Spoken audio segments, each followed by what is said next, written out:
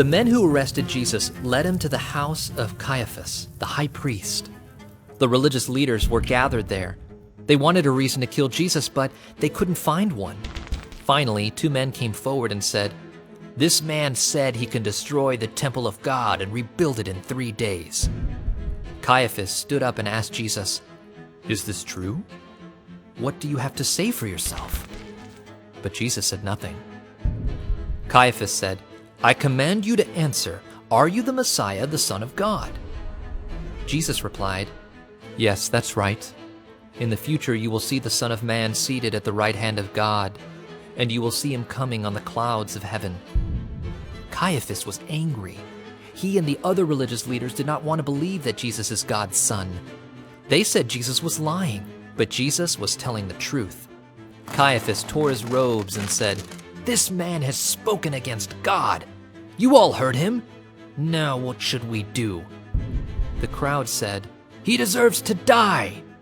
Then they spit in Jesus' face, hit him, and mocked him. The next morning, the religious leaders decided how they would kill Jesus. Then they took him to Pilate, the governor. Pilate asked, "Are you the king of the Jews?" Jesus answered, "Yes, that's right." Then the religious leaders made accusations against Jesus, but Jesus did not say anything. Pilate was surprised that Jesus was silent. Every year at Passover, the governor would free a prisoner, whichever prisoner the people chose. At that time, there was a prisoner named Barabbas who was very dangerous. So Pilate asked the crowd, "Who do you want me to set free, Barabbas or Jesus, who is called the Messiah?"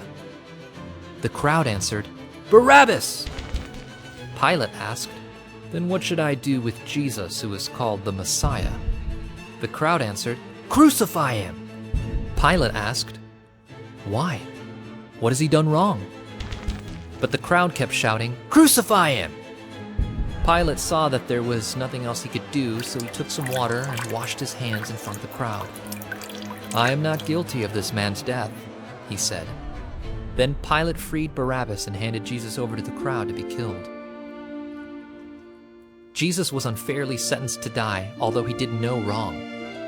Jesus was the perfect substitute for us, dying on the cross for our sins and rising from the dead.